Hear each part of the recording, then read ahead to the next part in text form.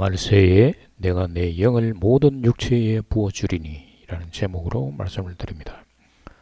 사도행전 2장 14절에서 16절을 보면 베드로가 11사도와 함께 서서 소리 높여 이르되 유대인들과 예루살렘에 사는 모든 사람들아 이 일을 너희로 알게 할 것이니 내 말에 귀를 기울이라. 때가 제3시니 너희 생각과 같이 이 사람들이 취한 것이 아니라 이는 곧 선지자 요엘을 통하여 말씀하신 것이니 일렀으되 성령이 임하시고 예수님의 제자들이 방언으로 말하기 시작하므로 유대인들이 제자들에게 술 취했다고 말을 했습니다. 그런데 베드로는 술 취한 것이 아니라 요엘 선지자가 예언한 대로 이루어졌다는 것입니다. 하나님께서 바벨론 포로 시기를 거쳐 말라기 시대까지 끊임없이 선지자들을 통해 전했던 말씀이 심판과 구원입니다.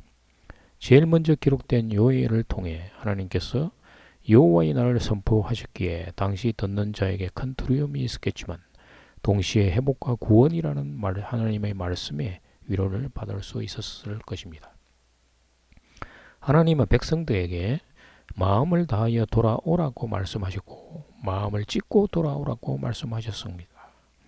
그리고 메뚜기 재앙 이후에는 하나님의 영을 만민에게 부어주시겠다는 은혜의 말씀으로 위로를 해 주셨던 것입니다. 누구든지 여호와의 이름을 부르는 자는 구원을 얻으리라 말씀하시고 은혜를 통한 구원을 약속해 주셨습니다. 하나님의 영을 만민에게 부어주시고 여호와의 이름을 부르는 자는 구원을 얻으리라. 이 약속은 예수님께서 이 땅에 오셔서 성취된 것입니다. 사도 베드로가 오순절 설교에 요엘 선지자에 기록된 예언을 인용하여 설교했는데 이때는 모인 무리들이 성령의 임재를 경험한 직후였습니다. 예언이 분명히 성취되었다는 것입니다. 오늘날에도 하나님의 구원의 은혜가 여전히 임하고 계십니다.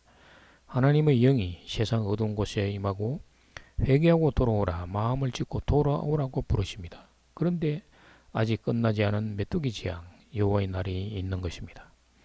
여호와의 날이 심판의 날이 되지 않고 구원의 날이 되도록 모든 사람들이 하나님의 은혜 안으로 들어오도록 말씀하고 있는 것입니다. 회개하여 돌이키는 자를 하나님이 은혜로 받아주신다는 것입니다. 요엘서 2장 28절에서 30절을 보면 그 후에 내가 내 영을 만민에게 부어주리니 너희 자녀들이 장래 일을 말할 것이며 너희 늙은이는 꿈을 꾸며 너희 젊은이는 이상을 볼 것이며 그때에 내가 또 내 영을 남종과 여종에게 부어줄 것이며 내가 이적을 하늘과 땅에 베풀리니 곧 피와 불과 연기 기둥이라. 하나님은 회개한 백성들에게 하나님의 영이신 성령을 부어주십니다.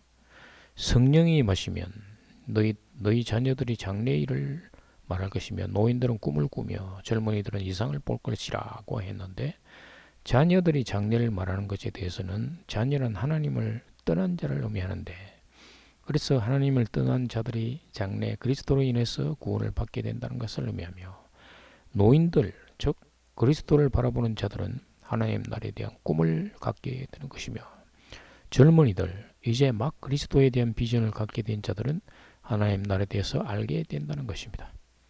이 모든 것을 성령이 회개하는 자에게 역사하셔서 알게 해주시는 것입니다. 오직 하나님께 회개하는 자만이 하나님께서 은혜를 베푸십니다. 회개는 옛사람이 죽는 것입니다. 과거의 삶을 청산하고 새로운 사람으로 태어나는 것을 의미합니다.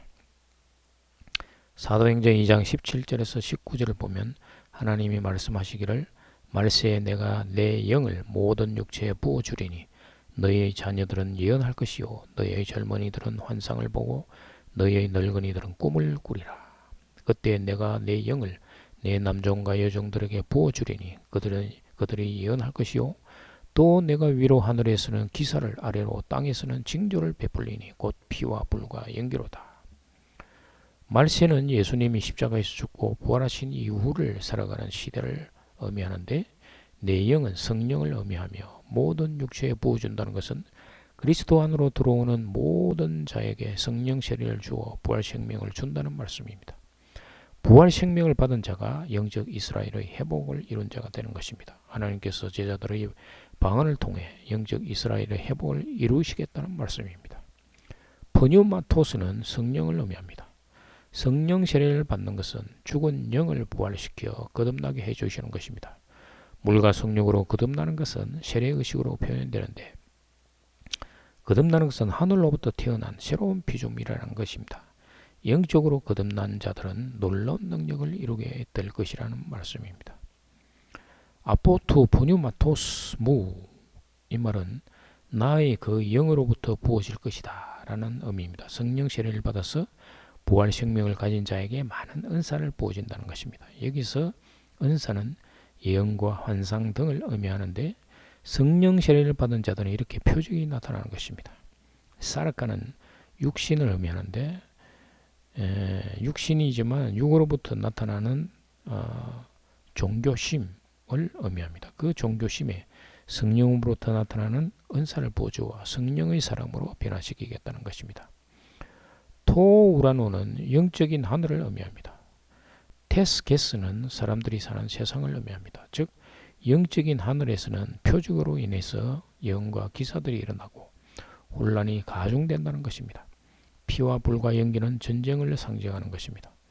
영적인 하늘은 심령 속의 하나님 나라를 의미합니다. 옛사람과 새사람의 싸움이 벌어질 것입니다.